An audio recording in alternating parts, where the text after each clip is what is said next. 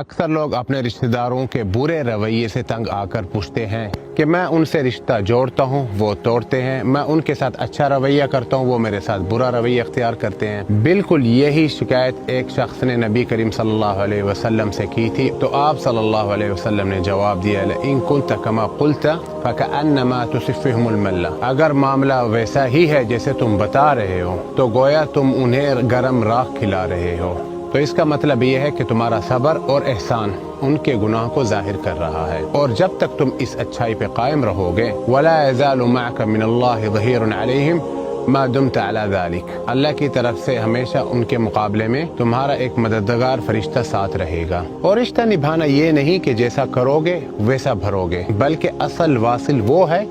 جب اس سے رشتہ توڑا جائے تو وہ جوڑے، اسی لیے صبر کریں کیونکہ آخر میں جیت تمہاری ہی ہے۔ اللہ حافظ۔